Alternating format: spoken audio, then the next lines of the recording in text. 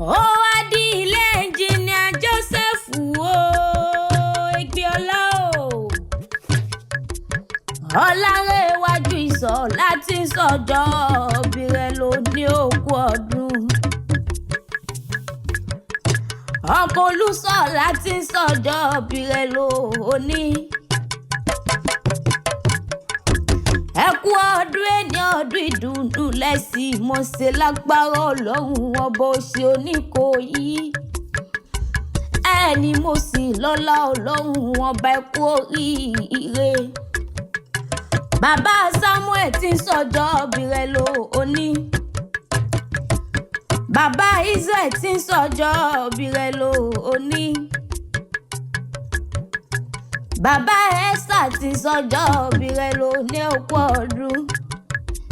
bàbá Miracle tí ń sọjọ́ òbí rẹ̀ lóní.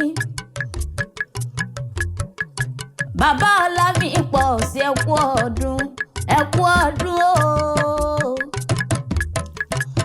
ọkọ̀ Olúṣọlá Christiana ti sọjọ́ òbí rẹ̀ lóní ẹ kú ọdún.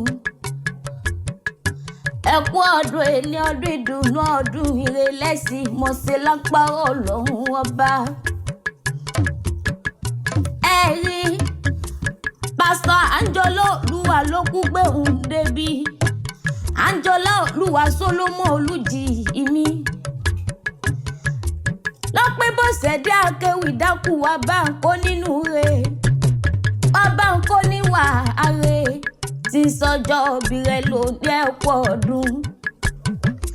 ẹ kú ọdún ẹni ọdún ayọ̀ ọdún ìdùnnú lẹ́sìn mo ṣe lọ́lọ́ Ọlọ́run ọba. ayé òní wá jalè kọ́ sọ pé ẹ̀yin ni ọmọ ẹ̀gbọ́n ọmọ Lisa bí ọmọ agbóhùngbò àkàlà. ọmọ ará ake májò gbẹ́rù ni yóò májò gbẹ́kọ̀ torí ẹrú ní síni ẹ̀kọ́ lè sí ènìyàn. nínú ilé fàdà rẹ̀ ni ẹ̀yin lọ́mọ bó bá máa pẹja kó pẹja bó bá máa pààrọ̀ kó pààrọ̀. Joseph gángan ní odò ni ò gbọ́dọ̀ pa nínú ilé àwọn bàbá rẹ̀. ọba márùn ní bẹ nínú ilé àwọn bàbá rẹ̀ gbogbo wọn pátá ni wọ́n ní adé lórí.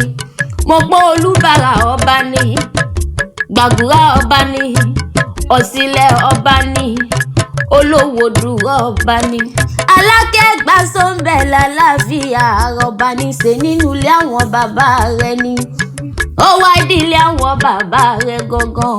ọmọ ìlúgun Asalu mo pò mọ́ gbọ́là bárí ọ̀rọ̀ lẹ́nu mi. ìlúgun wọn máa ṣèdè sáàyọ ìwọ lọmọ bá ń jó olúgun jó. ẹyẹ ò ní wá folúkù sílẹ̀ kẹ́lọ́wọ́ wọn nínú ilé àwọn bàbá rẹ̀. ọmọ olóyè ọmọ Ajíbọ́kin bàbá rẹ̀ lọmọ Asọyẹ bàbá rẹ̀ lọmọ Asọyẹ kẹ́ ẹ̀ tó ṣòru. ìlúgun ará Èrúwà ọmọ Abẹ́lú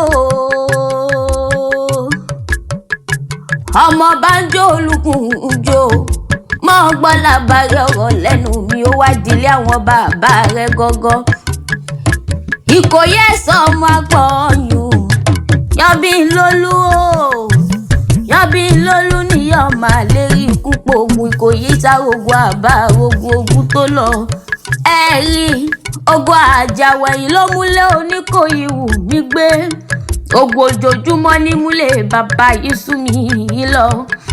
má jẹ́ ẹ̀mí àgbẹ̀ ni wọ́n mú èrò lọ́fà o. ṣebí ilé l'Oníkòyí ò tilẹ̀ àkó tó lọ nílé. ọmọ Kúròǹdó ọmọ Sùròǹdó bàbá rẹ̀ lọ́mọ àgbààgbà Kòyí tó gbọ́jọ́ kú rẹ̀ tó lọ rè é gbàlùkọ̀yà. mo ní sẹ́ẹ̀rí gbogbo Oníkòyí sojú mi dáadáa. ẹni ọ̀fà bàbá lérí mo pé ilé yóò jagun títìrì ogun ní tìrì. ẹni ọ̀fà bàbá lẹ́yìn eléyìí ò jagun títìrì ogun ní tìrì. ẹni ọ̀fà bá wà bà níwájú lé Joseph orí eléyìí gangan ló wà lọ́rẹ̀ jagun Oníkòyí. ẹ̀yin lọ́mọ ọ̀dọ̀ fún yọ̀yọ̀ ọmọ ọ̀dọ̀ fún yọ̀yọ̀ ọmọ ọ̀dọ̀ fún yọ̀yọ̀ jagun ọ̀fà alẹ̀. bàbá rẹ̀ lọ́mọ gúnugún orí àkó ẹ̀yin làkàlà tí ń jẹ lọ́nà mùsè tẹ̀tẹ̀rẹ̀ orí ìrókò ọmọ kànnàkànnà orí òru igúnnugún balẹ̀ ó jojú akọni. Joseph wo ti sọjọ́ bí tó ní wá ṣe tẹ̀mí sí ní towó tọmọ ta ikú tí ń ṣe balẹ̀ ọ̀rọ̀.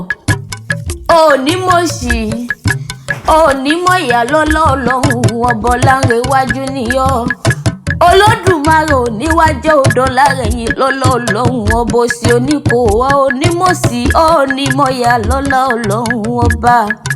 Bàbá wa béèrè pé ta nìkan yájú sí ọ létí olúwa dá lọ́lá lèmi jẹ́ ọmọ tí bàbá ọlá bí.